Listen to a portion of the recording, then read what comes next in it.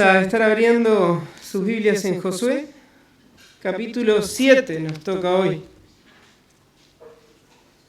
Mientras que buscan, me gustaría hacerles una invitación o un anuncio, porque de seguro no me va a tocar predicar antes de que esto ocurra, entonces quiero invitarlos. Como ya muchos saben, tenemos la lectura de la iglesia, que vamos leyendo la Biblia un capítulo por día. Ahora estamos en Apocalipsis 13. Se dio la casualidad, quizá un poquito forzada ahí, pero se dio que cuando terminemos Apocalipsis dentro de unos 10 días, nos queda solo Malaquías y terminamos también el Antiguo Testamento. Entonces vamos a comenzar de nuevo la Biblia desde cero. Entonces invito a los que quieran sumarse. Ya estaba pensando que gracias a Dios vamos a terminar la segunda vez que leemos la Biblia completa como iglesia, más de 2 veces, porque van 4 veces el Nuevo Testamento y 2 veces el Antiguo Testamento. Entonces, ya llevamos unos cuantos años, unos 7 años de ir leyendo, y la idea es que todo el que quiera sumarse a leer y que en el grupo de la iglesia poder compartir algo que nos tocó, alguna pregunta, algún versículo, alguna reflexión y así acompañarnos. Hay capítulos que son más fáciles, hay capítulos que son más complejos, pero si todos nos vamos acompañando se enriquece y nos anima a seguir leyendo, y gracias a Dios por esa lectura y por ya poder estar completando 2 veces de leer junto a la palabra del Señor. Vamos a leer antes de orar el versículo 1, que nos sirve como resumen para lo que vamos a ver en Josué capítulo 7. Dice así: pero los israelitas fueron infieles en cuanto a las cosas dedicadas al anatema, porque Acán, hijo de Carmi, hijo de Zabdi, hijo de Zera, de la tribu de Judá, tomó de las cosas dedicadas al anatema. Entonces la ira del Señor se encendió contra los israelitas. Amén. Oremos y pidámosle al Señor que Él nos guíe en el estudio de su palabra. Señor, nuestro Dios maravilloso, te damos gracias, Señor, gracias por permitirnos venir ante una porción más de este libro, Señor, podernos enfrentar una vez más, Señor, a un capítulo, Señor, un capítulo desafiante de la historia del pueblo de Israel, pero que de seguro es de mucha enseñanza para nosotros, Señor. No tengo la capacidad para ver todo lo que hay en este capítulo, ni para poderlo extraer, Señor. Pero te pido que en tu gracia tú nos auxilies ahora, Señor. Y que en medio de nuestra debilidad tú nos ayudes a poder meditar en tu palabra, Señor. Tú prepares nuestro corazón, tú prepares nuestra vida para estar receptivos, Señor. Y que tu Espíritu Santo hable a cada uno de nosotros y que tú hagas lo que tú quieras hacer por medio de tu palabra, Señor. Llévanos a poder examinarnos y a poder ver nuestra necesidad, Señor, que tenemos de ti, Señor. Te lo pedimos en el nombre de Jesús, mi Dios. Amén. Amén. No estábamos coordinados con Lautaro, pero el capítulo de hoy nos habla acerca de la necesidad de examinarnos y la necesidad de tomar en cuenta la santidad de Dios y tomar en cuenta la realidad del pecado. Antes de entrar en este capítulo, me gustaría recapitular un poco lo que vimos la semana pasada. La semana pasada veíamos el capítulo 6, veíamos cómo de esa forma maravillosa el pueblo de Israel experimenta una gran victoria, una victoria milagrosa contra la ciudad de Jericó. La caída de esas murallas, que no fue el resultado del poder militar de Israel, nada que ver, sino de que obedecieron a las instrucciones de Dios, y Dios fue quien entregó a Israel el pueblo de Jericó en sus manos. Sin embargo, Dios le había dado una orden clara al pueblo de Israel. ¿Y cuál era esa orden? Que cuando ellos conquistaran Jericó, cuando ellos destruyeran Jericó, ellos no debían de tomar nada para sí mismos de los despojos de ese pueblo. Ni oro, ni plata, ni ninguna otra cosa para sí mismo. Porque en esa ciudad todo lo que se guardara o todo lo que se adquiriera de la derrota de esa ciudad sería dedicado para el servicio de Dios. El oro, la plata, todas las cosas que se juntaron ahí serían dedicados para Dios y el resto tenía que ser quemado sin excepción alguna. El resto tenía que ser todo desechado. Era una orden dada por Dios. Y nosotros vemos que en el capítulo 7 pasamos de esa gran victoria a una derrota. El panorama en el capítulo 7 cambia drásticamente.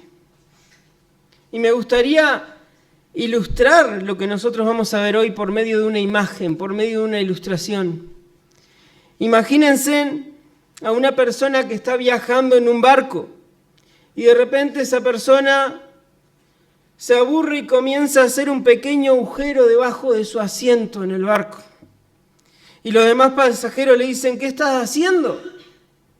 ¿Cómo vas a hacer eso? Pones en riesgo a toda la gente. Y él responde, no se preocupen, es mi lugar, el agujero está de mi lado, no hay problema, yo tengo todo bajo control.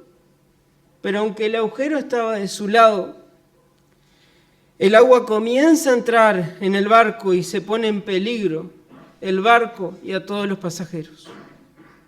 Eso ilustra lo que nosotros vamos a ver hoy en este capítulo. Nosotros veremos que la derrota de Israel en Ai nos enseña que el pecado de una sola persona, especialmente el pecado oculto de una sola persona, el pecado oculto y no confesado, puede romper la comunión con Dios y afectar no solo al que pecó, sino también a toda su familia y afectar a todo el pueblo de Dios. Como veremos, la única solución para ese problema será el arrepentimiento, el confesar el pecado y el apartarse para poder recibir el perdón y ser restaurado. De eso nos habla este capítulo 7. Este capítulo comienza, como veíamos ahí, con un pero. En la Biblia de las Américas y en la Reina Valera, creo que también en todas las versiones comienza con un pero.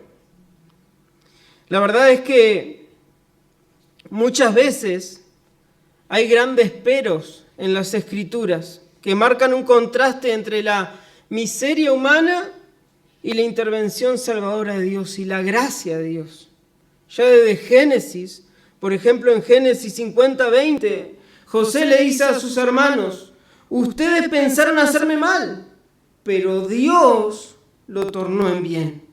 Dios utilizó ese mal para sus propósitos, para su beneficio. En Romanos capítulo 1 al capítulo 3, Pablo presenta de una forma magistral en el capítulo 1 que los gentiles están bajo juicio, que son culpables, que los judíos en el capítulo 2 también son culpables. Y la conclusión de Pablo en el capítulo 3 es que no hay justo ni aun uno, que todos han pecado. Ese es el veredicto devastador que da Pablo acerca de la humanidad. Pero entonces llega el quiebre en el capítulo 3, versículo 21 y dice, pero ahora, ese pero es maravilloso porque dice, pero ahora, aparte de la ley, la justicia de Dios se ha manifestado. Después de decir que todos estaban condenados, que todos estaban bajo pecado, viene ese pero maravilloso de demostrar que ahora hay gracia por medio de Cristo. Romanos 5:8, pero Dios muestra su amor para con nosotros en que siendo aún pecadores, Cristo murió por nosotros. Efesios 2 dice que estábamos muertos en nuestros delitos y pecados, y a continuación dice, pero Dios, que es rico en misericordia, nos dio vida juntamente con Cristo. Estos son todos peros gloriosos que nos muestran que cuando no había esperanza, Dios irrumpió en el tiempo con su gracia y cambió nuestro destino. Pero el pero con el que comienza Josué 7 es totalmente lo contrario a esos pero. Después de la gran victoria de Jericó, este pero anuncia una gran derrota, una gran tragedia, porque un pecado oculto había entrado en el campamento y la comunión con Dios se había quebrado. Es un solemne acto de desobediencia, o sea, un solemne recordatorio para nosotros este acto de desobediencia, que el pecado puede convertir el gozo en derrota y una victoria en disciplina. La victoria y el poder de Israel no eran de ellos mismos, sino que venían de que Dios peleaba por ellos, de que Dios estaba con ellos, de que Dios estaba a su favor. En palabra de Pablo en Romanos 8:31, entonces, ¿qué diremos a esto? Si Dios es por nosotros, ¿quién será contra nosotros? Eso era real para el pueblo de Israel, también es real para nosotros. Si Dios es con nosotros, ¿quién será contra nosotros? Pero si Dios es en contra nuestro,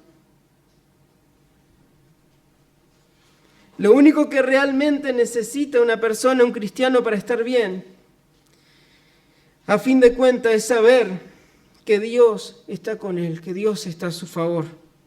Esa es la verdadera seguridad y la verdadera confianza. Pero en esta ocasión nosotros veremos que el pecado deja al pueblo solo, sin la presencia favorable de Dios, y veremos cuáles son las consecuencias de que el pueblo haya sido dejado a la deriva. En palabras del puritano Thomas Watson, el cristiano puede carecer de muchas cosas, pero no puede carecer de Cristo. Él se refiere a que podemos tener carencia de muchas cosas temporales, pero lo que no nos puede faltar es Cristo. Como hemos visto en ocasiones anteriores y seguiremos viendo en todo el libro de Josué, el pueblo de Dios le había faltado, humanamente hablando, le había faltado fuerzas militares, le había faltado posibilidades de victoria, le había faltado muchas cosas, pero si Dios estaba con ellos no tenían motivo para temer, porque lo que era decisivo dentro del pueblo era la presencia de Dios.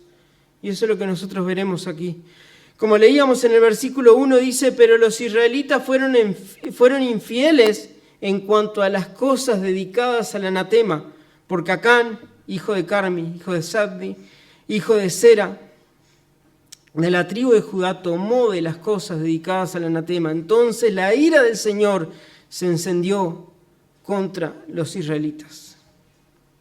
Cuando se refiere a que tomó del anatema, quiere decir que tomó de las cosas que tenían que ser o consagradas a Dios o que tenían que ser quemadas y destruidas, pero que ellos no podían tomar. Nosotros vemos aquí claramente en este versículo una conexión. ¿Quién es el que pecó? Acá dice que Acán, un solo hombre, un solo soldado del ejército de Israel pecó. Pero sin embargo en el mismo versículo nos dice que los hijos de Israel cometieron una infidelidad. ¿Y por qué es eso? Porque aunque el pecado fue cometido por un individuo solo, Dios lo presenta como un asunto que afecta a todo el pueblo. Y eso también es algo que nosotros tenemos que reconocer. Porque nosotros estamos unidos por medio de Cristo a todo el pueblo de Dios. No estamos solos. Nosotros somos ramas de una misma vid, somos piedra de un mismo templo, somos miembros de un mismo cuerpo. Todos estamos unidos. Y el pecado de uno no solo trae consecuencias sobre su propia vida, sino que también trae consecuencias sobre su familia y sobre la congregación a la cual esa persona pertenece. El pecado secreto puede permanecer oculto a los ojos de los hombres, pero jamás estará oculto a los ojos de Dios y siempre tendrá consecuencias. Un ejemplo de esa realidad lo vimos hace unos días cuando veíamos el capítulo 2 y 3 de Apocalipsis. Veíamos que el pecado no solo afecta al creyente, sino que afecta a toda la iglesia. Cuando el pecado es tolerado, cuando es minimizado, cuando es tomado a la ligera dentro de una iglesia, dentro de una congregación, ese pecado trae muerte. Ese pecado trae enfriamiento espiritual dentro de la congregación. Tenemos el ejemplo cuando el Señor advierte a la iglesia en la Odisea en el capítulo 3. Dice que ellos permitieron el pecado y por tanto cayeron en una condición tal de tibieza espiritual y fuera de la comunión de Dios, que ante esa situación el Señor los llama a arrepentirse y volverse de su mal camino, porque la restauración y la bendición solo la podían encontrar si se humillaban delante de Dios y se arrepentían del pecado. El pecado que se tolera daña al pueblo de Dios, debilita el testimonio de la iglesia y roba el gozo y del gozo de la comunión con Cristo, de la congregación. La única respuesta correcta es lo que dice el Señor en Apocalipsis 3, 19 al 20. Dice: yo reprendo y disciplino a todos los que amo. Sé pues celoso y arrepiéntete. Yo estoy a la puerta y llamo. Si alguno oye mi voz y abre la puerta, entraré en él, cenaré con él y él conmigo. El Señor llama a esa iglesia que había permitido el pecado en su medio a arrepentirse. Vemos que Dios es un Dios clemente, misericordioso, amoroso, perdonador, y la única solución para el pecado es arrepentirse y creer en Él. Como dice, seguimos viendo en el versículo 2 en adelante, el versículo 1 actúa como un resumen de que la presencia de Dios se había apartado y que el juicio o la ira de Dios se había encendido en contra del pueblo, y del versículo 2 en adelante tendremos el detalle de lo que sucedió y de por qué cómo la ira de Dios se manifestó sobre el pueblo. Versículo 2 dice: Josué envió hombres desde Jericó a Ai, que está cerca de Betabén, al este de Betel, y les dijo: suban y reconozcan la tierra. Y los hombres subieron y reconocieron a Ai. Cuando volvieron a Josué le dijeron: que no suban todo el pueblo, solo 2 o 3 mil hombres subirán a Ai. No hagas cansar a todo el pueblo subiendo allá, porque ellos son pocos. ¿Qué es lo que nosotros vemos aquí? Vemos que, como habían hecho anteriormente, ellos envían espías para reconocer la ciudad con la cual iban a pelear. Eso no estaba mal. Ellos van, los espías, ahí a la ciudad, y el informe que ellos traen es sumamente favorable. Parece que encontraron una ciudad que es pequeña, una ciudad que es fácil de conquistar, que no había necesidad de que fuera toda la gente. Con 2 o 3 mil que fueran, ya estaba pronto. Pero acá hay algo llamativo que podemos ver. Lo que vemos llamativo es que en todo este versículo vemos que no se menciona a Dios, ni vemos que Josué busque dirección de Dios antes de enviar los espías, ni antes de actuar. Vemos que Israel no busca la dirección de Dios antes de hacer estas cosas. Israel ignoraba en ese momento que hubiera entrado el pecado dentro del campamento y que por ello la presencia de Dios se había apartado de ellos. Pero ya vemos en su manera de actuar que estaba evidenciando que había un problema. Ellos fueron a la batalla apoyados no en Dios como hacían antes, sino que fueron a la batalla apoyados en su experiencia, en sus cálculos, en sus propias fuerzas. Aquí encontramos este gran peligro espiritual, que después de Jericó, el problema ya no era la debilidad del pueblo, sino que era la autosuficiencia que ellos tenían al haber tenido esa gran victoria. La gran victoria del capítulo anterior de seguro los llevó a sentirse fuertes, a sentirse capaces y suficientes en sí mismos.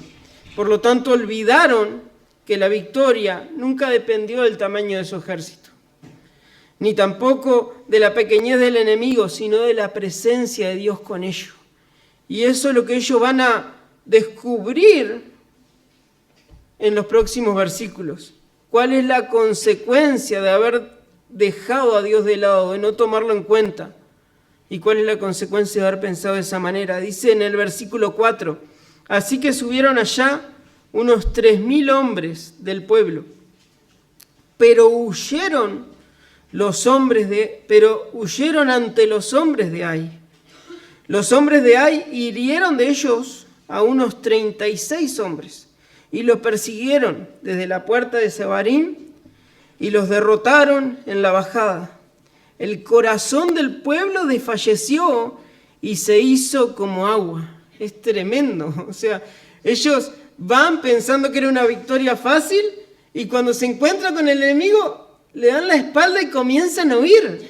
Y terminan diciendo de este versículo que el corazón del pueblo de Dios llegó a estar como el corazón de aquellos que no conocían a Dios en los capítulos anteriores. Es tremendo el cambio que hay. Dice, ahora son los israelitas los que tienen ese corazón que desfallece y que es como agua. Son los israelitas ahora los que están llenos de temor. Es que cuando se pierde la presencia de Dios, cuando se pierde el sentido de la presencia de Dios y del favor de Dios, aún el pueblo del Señor termina reaccionando como las personas del mundo. Llenos de temor, llenos de desánimo, como si estuvieran desamparados, sin tomar en cuenta o sin buscar de Dios. Y así estaban los israelitas, con el corazón desfalleciendo. Sigue diciendo en el versículo 6, entonces Josué rasgó sus vestidos y postró su rostro en tierra delante del arca del Señor hasta el anochecer, él y los ancianos de Israel, y echaron polvo sobre sus cabezas. Y Josué dijo, Señor Dios, ¿por qué hiciste pasar a este pueblo el Jordán para entregarnos después en mano de los amorreos y destruirnos? Ojalá nos hubieras propuesto habitar al otro lado del Jordán. Señor, ¿qué puedo decir? Ya que Israel ha vuelto la espalda ante sus enemigos. Claro, era una vergüenza, una derrota. Versículo 9 dice, porque los cananeos y todos los habitantes de la tierra se enterarán de ello, y nos rodearán y borrarán nuestro nombre de la tierra. ¿Y qué harás tú por tu gran nombre? Aquí tenemos la actitud de Josué y de los ancianos al enterarse de esta vergüenza, de esta derrota, de que habían huido ante los enemigos. Aquí estaba Josué y los ancianos ante el arca, y ellos se postran ante el arca, que es lo que simbolizaba la presencia de Dios en medio del pueblo, y se dan cuenta que lo importante no era en sí el arca, sino que lo importante era la presencia de Dios en medio de ellos. Sin la presencia de Dios no podían hacer nada, entonces ellos hacen duelo. Dice que se postran delante del arca, rajan o rasgan sus vestidos, echan polvo sobre su cabeza, expresando profundo quebranto y humillación por lo que había sucedido. Y entonces oran a Dios.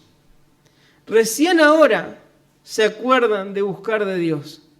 No fue antes, sino recién ahora. En este momento de tristeza, de vergüenza, recién ahora buscan a Dios. Yo me pregunto, ¿qué hubiera sucedido si hubieran orado antes de enviar los espías a Ai?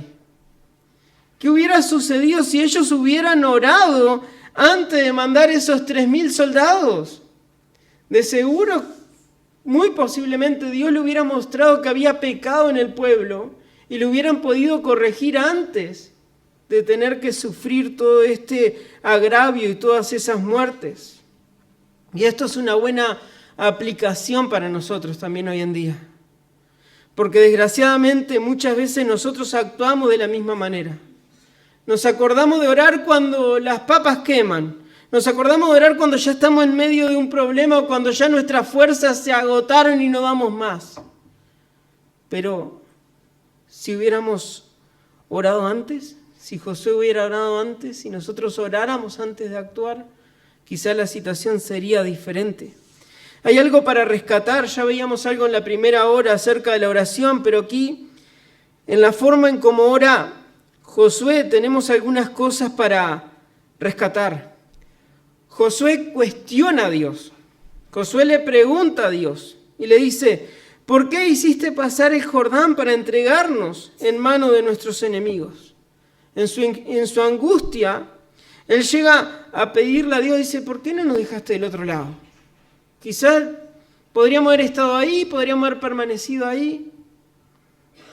Luego pregunta, ¿cómo seguirá la historia de Israel? Porque es evidente que ante esa derrota, no solo los israelitas estaban avergonzados y estaban llenos de desánimo, de temor y su corazón estaba desfalleciendo. Ahora los enemigos se habían agrandado. Habían visto que el pueblo de Israel estaba derrotado. Entonces dice Josué, ahora sí, nos rodean y nos borran del mapa. Yo no veo nada malo en esto. Él está preguntándole a Dios, él está hablando con Dios. Al estilo Job, Dios va y le dice a Job, vení, vamos a hablar, pongámonos a cuenta. Y le llama a preguntarle, y aquí Josué le está preguntando y está hablando, y eso es orar también. Orar no es repetir una lista que tenemos, que está bien la lista, pero orar es hablar con Dios, es preguntar, es indagar, querer conocer, hablar con el Señor. Y él a continuación, luego de hacer esas preguntas, Josué era una persona que sabía orar. Por eso, finalmente él quita el foco de él mismo, quita el foco del pueblo y de las otras personas que están alrededor y se enfoca en la gloria de Dios. Y termina preguntando, ¿y qué harás tú por tu gran nombre? Este es el foco de la oración de Josué. Josué entiende que lo más importante en última instancia no es la reputación de Israel, sino la gloria de Dios. El gran anhelo de todo creyente maduro es que el nombre del Señor sea honrado, exaltado y glorificado sobre todas las cosas. Y aquí Josué entendía eso y por eso él pregunta, ¿qué será de tu gran nombre si esto sucede? Hay un catecismo antiguo para niños, que está basado en el Catecismo Menor de Westminster, que tiene las primeras preguntas y uno le va preguntando al niño y el niño responde. Y en las primeras preguntas la uno dice, ¿quién te hizo? Y el niño responde, Dios. La segunda es, ¿qué más hizo Dios? Y la respuesta del niño es, Dios hizo todas las cosas. Y la tercera pregunta dice, ¿para qué te hizo a ti y a todas las cosas? Y la respuesta es para su propia gloria. Y ese es el propósito de todas las cosas. El fin último de todo es la gloria de Dios. La creación existe para su gloria, la redención es para su gloria. La iglesia vive para su gloria. Por eso la preocupación final de Josué no es simplemente la derrota de Israel, sino la gloria de Dios y la honra de su nombre. En esto también nosotros sacamos una gran aplicación para nosotros, lo veíamos también a primera hora. Cuando nosotros oramos, cuando presentamos nuestras necesidades delante de Dios y argumentamos delante de Dios, debemos preguntarnos, ¿estamos pensando en su gloria o en nuestros intereses o solamente en nuestros propios deseos? Solo por poner un ejemplo, imaginémonos un jovencito que está orando al Señor porque Dios le prepare una pareja y él le dice al Señor, Señor, prepárame a alguien con quien casarme, porque si no estaré desconforme y sentiré que tú no me escuchas. Esa es una oración centrada principalmente en la persona.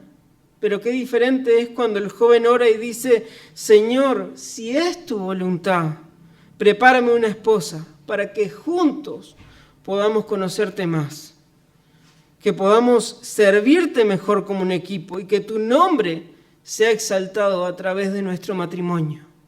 Ya el enfoque cambia de la persona a que el nombre de Dios sea glorificado a través de esa unión, si es la voluntad de Dios.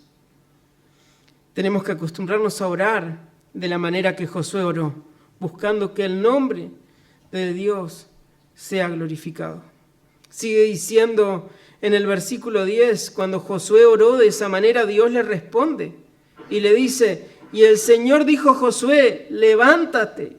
¿Por qué ¿por qué te has postrado rostro en tierra? Israel ha pecado y también ha transgredido mi pacto que les ordené, y hasta han tomado de las cosas dedicadas al anatema, y también han robado y mentido, y además las han puesto entre sus propias cosas. No pueden, pues, los israelitas hacer frente a sus enemigos. Vuelven la espalda delante de sus enemigos porque se han convertido en anatema, o sean malditos por causa del pecado.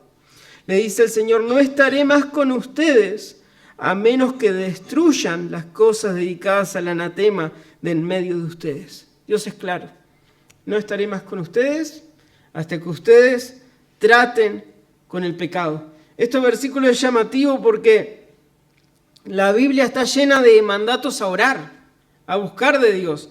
Pero aquí el Señor, en una de las pocas ocasiones que hay en la Biblia, llama a su siervo a que deje de orar y que actúe.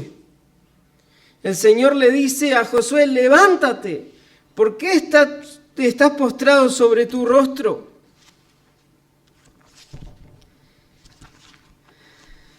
Israel había pecado y la verdadera solución o el verdadero problema debía ser tratar con ese pecado y resolverlo. Por eso Dios le declara, no estaré con ustedes a menos que destruyan al anatema. Y aquí también tenemos una gran lección, porque hay momentos con que no basta con llorar, con lamentarnos o con seguir orando por una situación. Hay momentos que hay que tratar con el pecado. Cuando el pecado ha sido identificado, debe ser confesado, abandonado y tratado con seriedad. Sin embargo, aún en medio de esa dura reprensión, vemos que el corazón de Dios es el de perdonar. Es un Dios dispuesto a perdonar, es un Dios de gracia y de misericordia, que le dice al pueblo que no los abandona definitivamente, sino que les muestra el camino. Le dice, tienen que arrepentirse, tienen que quitar el pecado en medio de ustedes y mi presencia volverá a estar con ustedes.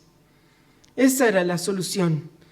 Y ahí le da el camino por el cual tenía que transitar Josué para llegar a esa solución. En el versículo 13 le dice, levántate, consagra al pueblo y di, conságrense para mañana, porque así ha dicho el Señor Dios de Israel. Hay anatema en medio de ti, oh Israel. No podrás hacer frente a tus enemigos hasta que quiten el anatema de en medio de ustedes. Por la mañana se acercarán pues por tribus, y será que la tribu que el Señor señale se acercará por familia, y la familia que el Señor señale se acercará por casas, y la casa que el Señor señale se acercará hombre por hombre. Y será que el hombre que se ha sorprendido con las cosas dedicadas al anatema será quemado, él y todo lo que le pertenece, porque ha quebrantado el pacto del Señor y ha cometido una terrible ofensa en Israel. Esto es tremendo. El Señor iba a señalar desde lo más grande hasta el hombre específico quién había sido el que había pecado en el pueblo de Israel. Y yo pensaba, ¿por qué Dios nos da el nombre de inmediato? Dios ya sabía quién era, Dios ya sabía que era Can. ¿Por qué Dios no dice, es fulano? Ya está, se termina el coso. ¿Por qué Dios no lo da de inmediato? ¿Por qué es necesario todo este proceso? Imagínense cómo habrá sido esa noche en el campamento de Israel, cómo habrá sido esa noche antes de que el Señor señale quién había sido el culpable.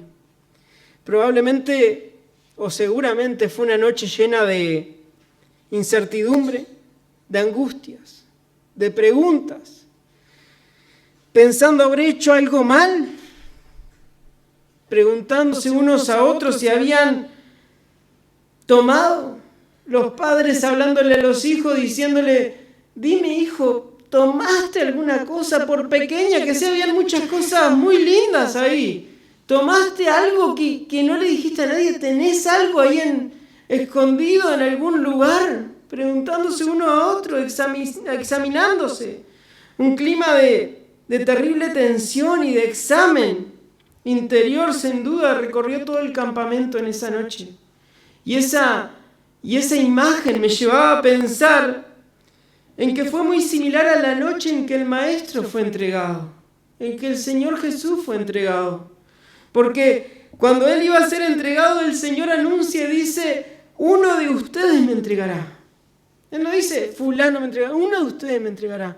¿Y cuál fue la reacción de los discípulos? Comenzar a preguntar, ¿seré yo, Maestro? ¿Seré yo? Cada uno comenzaron a examinar su corazón, a examinarse y decir, ¿seré yo el que entregaré al Maestro?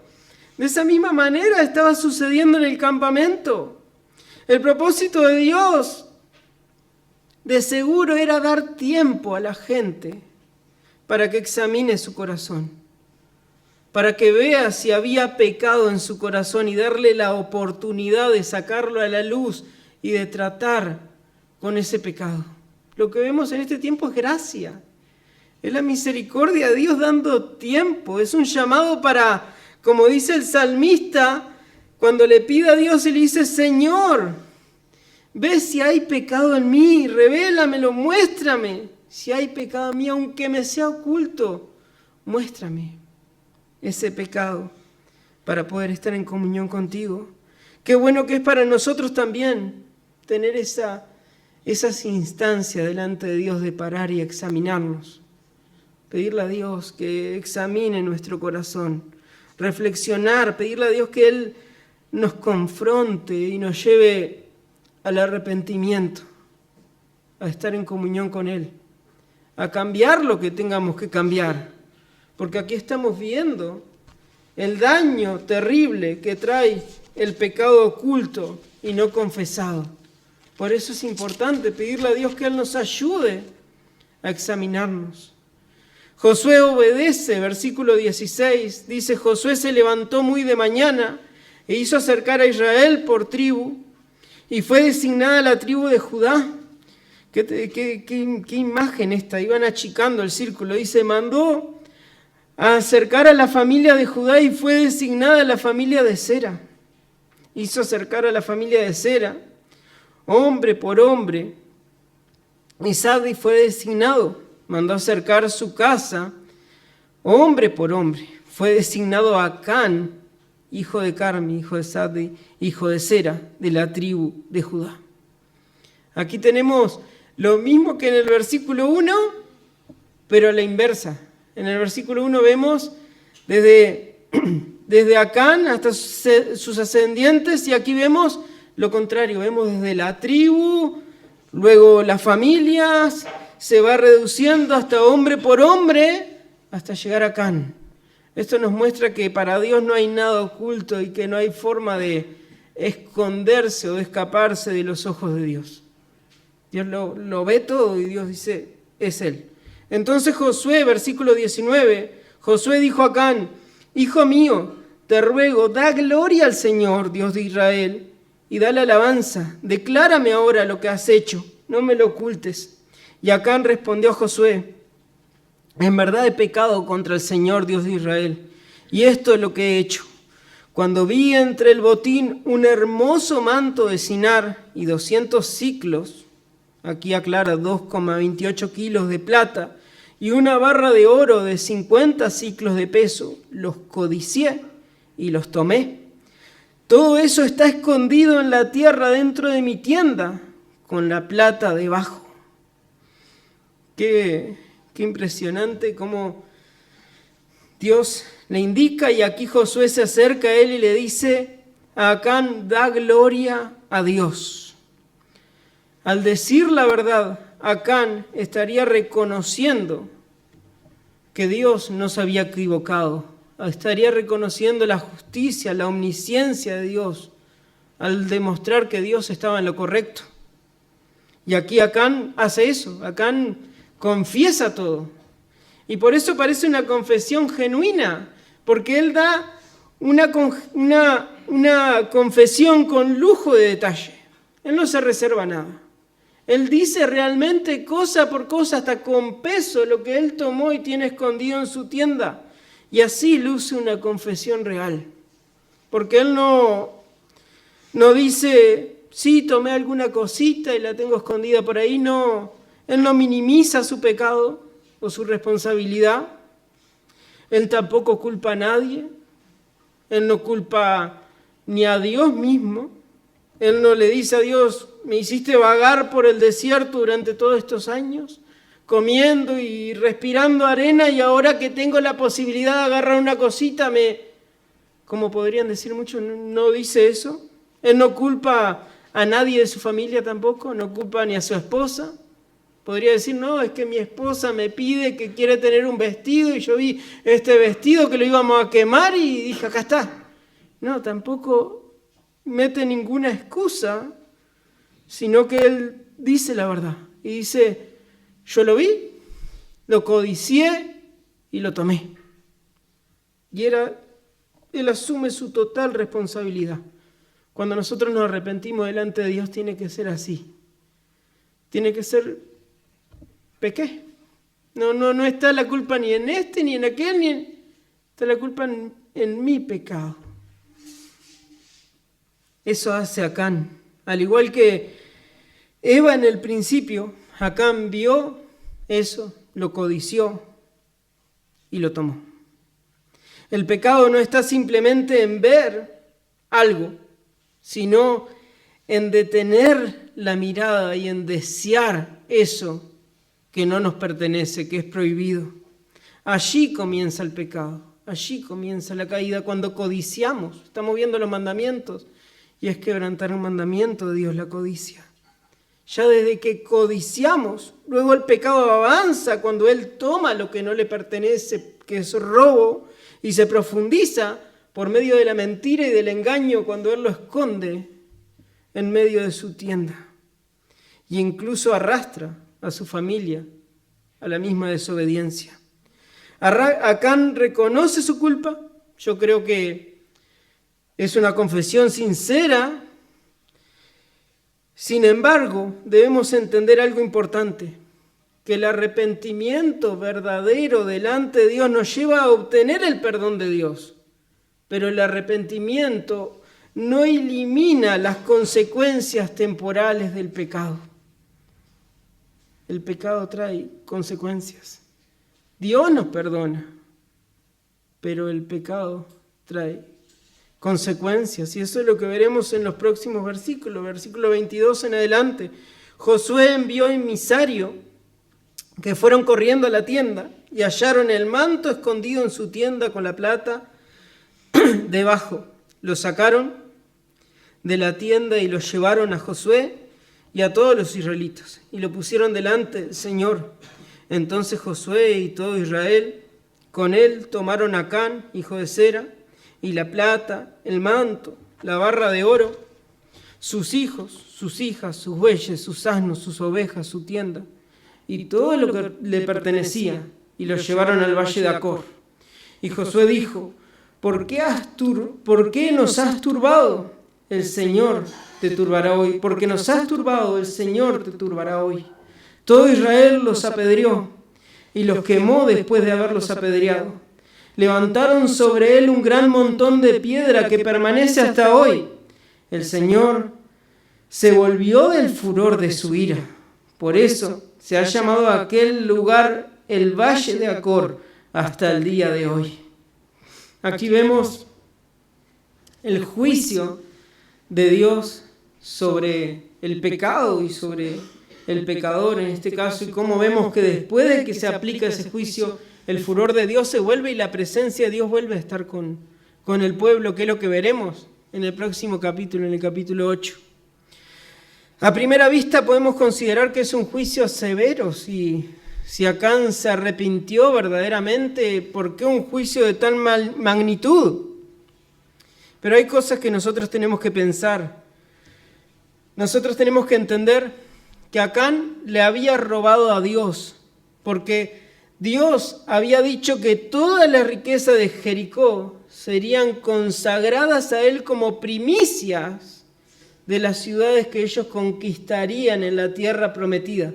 Las primicias eran para él. Nosotros veremos que en las siguientes ciudades el pueblo de Israel puede tomar de los despojos y de la riqueza, pero aquí en Jericó, en la primera ciudad que ellos conquistan, esas primicias tenían que ser dedicadas exclusivamente para Dios y el resto tenía que ser destruido. Por lo tanto, él estaba robando directamente a Dios. También el pecado de Acán lo convierte en culpable de la muerte de más de 30 personas, porque por su causa, por su pecado, Israel va contra Ai y ellos tienen que huir, son perseguidos y mueren más de 30 personas por causa de que la presencia de Dios ya no estaba con ellos. También vemos que su familia sufrió el juicio y es podemos pensar con claridad, y no es nada descabellado, que la familia estaba en conocimiento de lo que había sucedido. Ellos vivían en tienda y esto había sido oculto en el medio, en el centro de su tienda. Lo más seguro es que se hayan dado cuenta del movimiento de tierra y del tesoro que estaba escondido ahí debajo. Y ninguno hizo nada, ni ninguno mostró lo que había sucedido para arrepentirse de lo que había hecho Acán. También debemos recordar el paralelo que tiene este episodio con algo que sucede en el Nuevo Testamento, en Hechos 5, cuando la iglesia estaba comenzando, la iglesia del Nuevo Pacto estaba comenzando, también una pareja miente y roba a Dios.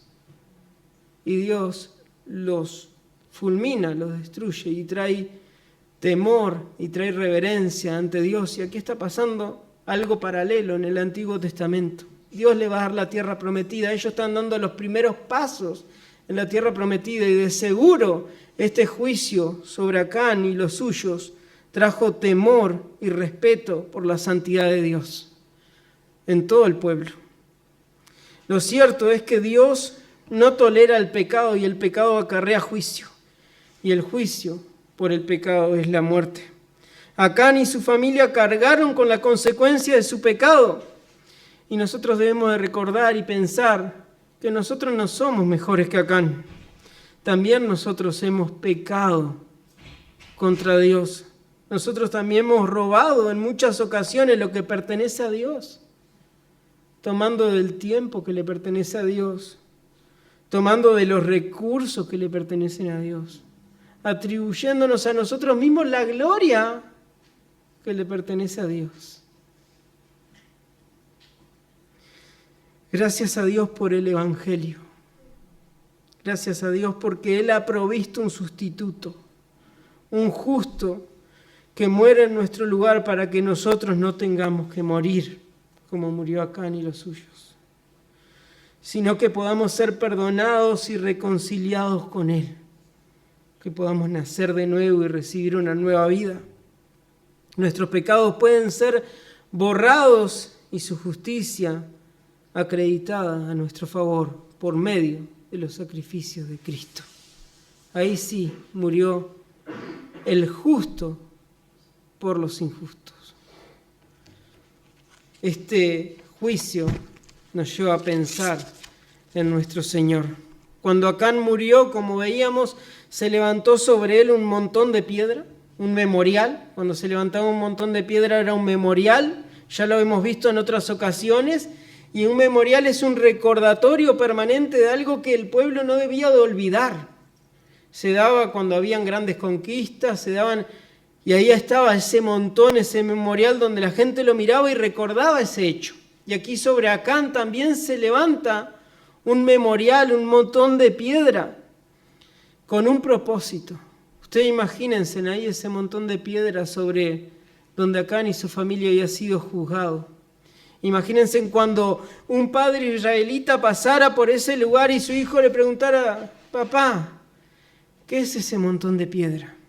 Y el padre le dijera: vení, hijo, sentémonos que tengo para contarte una historia acerca de un tal Acán y de lo que sucedió cuando él ocultó el pecado a los ojos de Dios.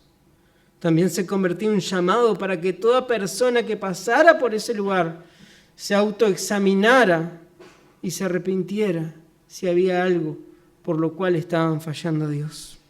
Hoy nosotros no sabemos dónde está ese montón de piedra, no tenemos ni idea, pero tenemos ese montón de piedra en Josué 7, donde nosotros podemos ir y mirar Al leer este pasaje, mis hermanos, somos llamados a examinarnos.